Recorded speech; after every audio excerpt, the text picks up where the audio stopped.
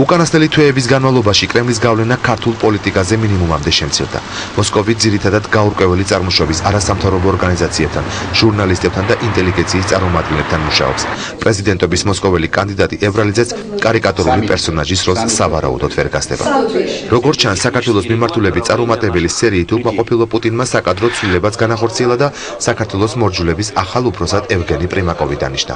მოსკოვს ახალ რეალობასთან უწევს ადაპტაცია და ამ საქმეში თბილისელი პრიმაკოვის იმედზეა. პრიმაკოვმა პირველი სვლა გააკეთა. როგორც ჩანს, საქართველოში ჩრდილოეთიდან მზის ამოყვათ და რიგებს გამოაკლდა ყველა ვიზეც მოსკოვმა წარუმატებელი არჩევანი აქამდე შეაჩერა. კრემლის ახალი პალავანი საქართველოს ყოფილი პრემიერ-მინისტრი ზურაბ ნოღაიდელია. აქამდე განცდილი მრავალჯერადი მარცხის შემდეგ პუტინმა გუშინდელი შეხვედრით ახალი ქართული პროექტის განხორციელება დაიწყო. პროექტი სახელად ზურაბ ნოღაიდელი. Спасибо за эту инициативу, за эту поддержку. მოსკოვმა საქართველოში სააკაშვილის შემცვლელი იპოვა ქართველი პოლიტიკოსი, რომელმაც რუსეთის პირველ პირებთან საერთო ენა გამონახა. რუსულ მედიაში გაკეთებულ ამ განცხადებას წინ უძღოდა ზურაბ ნოღაიდელის მორიგი ჩასვლა მოსკოვში, სადაც ის ვლადიმერ პუტინს შეხვდა. ნოღაიდელის გახშირებულ ვიზიტებს თბილისში არაერთგვაროვანი შეფასებები მოჰყვა. ხელისუფლებას ბევრი კითხვა გაუჩნდა, ოპოზიცია კი მიიჩნევს, რომ რუსეთთან ურთიერთობის ნორმალიზება აუცილებელია. ნოღაიდელის გახმაურებული ვიზიტები და ფარული შეხვედრები ოკუპანტის სახელმწიფოს ლიდერებთან. რატომ ფიქრობენ პოლიტოლოგები, რომ ყოფილ პრემიერს რუსეთი დათვურ სამსახურს უწევს? ნახეთ ქეთი ქაშეკაშვილის სიუჟეტი. კრემლმა საქართველოში სააკაშვილის შემცვლელი იპოვა. ამ სათაურით გამოვიდა დილიდან რუსული პრესა. პუტინთან შეხვედრის შემდეგ რუსი ჟურნალისტები ღიად წერენ, რომ მოსკოვის დასაყრდენი ქართულ პოლიტიკაში ექს-პრემიერი ზურაბ ნოღაიდელი გახდა.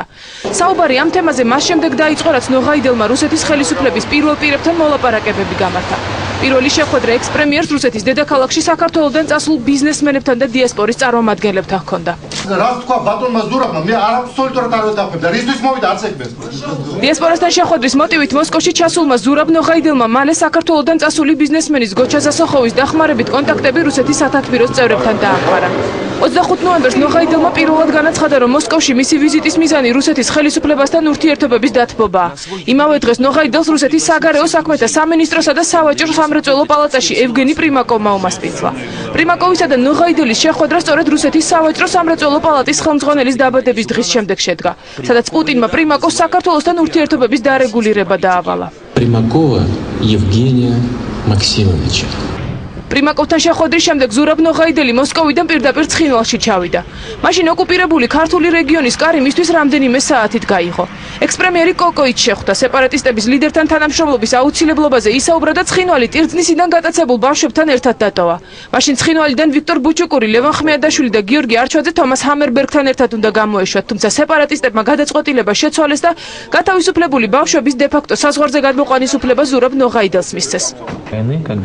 მოსკოვსა და ცხინვალში ამ ვიზიტიდან რამდენიმე დღის შემდეგ ნოღაიდელი ისევ რუსეთის დედაქალაქში გაემგზავრა. თბილისიდან გაფრენის წინ ექს-პრემიერმა განაცხადა, რომ მოლაპარაკებების მთავარი თემა ქუთაისის დიდების მემორიალის აღდგენა იქნებოდა, თუმცა მოულოდნელად ნოღაიდელი პუტინის კაბინეტში აღმოჩნდა, სადაც მას საქართველოში ომის დაწყების ინიციატორს თანამშრომლობისთვის მადლობა გადაუხადა და მის პარტიასთან, რომლის წევრებიც ღიად აცხადებენ, რომ საქართველოს ტერიტორიული მთლიანობა არასოდეს აღდგება, ურთიერთობის გაღრმავებაზე მემორანდუმის გაფორმებაზე შეთანხმდა. ნოღაიდელის რუსულ ვოიაჟებს ქართული ოპოზიცია იწონებს, უფრო მეტიც. ოპოზიციის ლიდერების ნაწილი ამბობს, რომ კრემლთან ურთიერთობების სურვილი მათ გაცილებით უფრო ადრე ჰქონდათ, ვიდრე ექს-პრემიერს.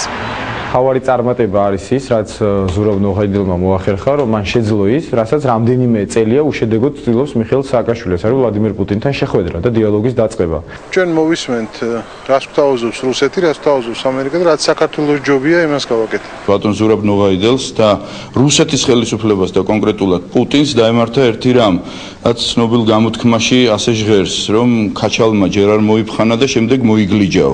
ეს არის თავად ბატონი ნოღაიდელის გადაწყვეტილება თავისი პოლიტიკურ ძალასთან ერთად, რომ ჩასულიყო რუსეთის ფედერაციაში, მიიღო ის მან ეს გადაწყვეტილება, შეფასებები უნდა ამასთან დაკავშირებით გააკეთოს ხალხმა. ბატონმა ნოღაიდელმა ამ შემთხვევაში იყო სითამამე, სხვების განსხვავებით, სხვათა შორის დამითარებებენეს დასაფასებელი ვაჟკაცობა იყო და ღიად საჯაროდ დააფიქსირეს საკუთარი პოზიცია, საკუთარი განწყობა.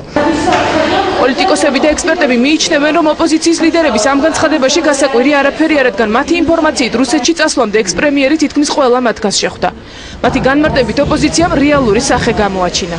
არის ერთი დიდი ვაკანსია გამოცხადებული კრემლის მიერ ეს არის სერგო ორჯონიკიძის დიდი ორდენი, რომელსაც ვინ დაეუფლება, აი ამაზე არის დღეს მთავარი ბრძოლა გაჩაღებული. იქნება ეს ნოღაიდელი, იქნება ეს ებრალიძე, იქნება ეს ბურჯანაძე, იქნება ეს გაჩეჩილაძე.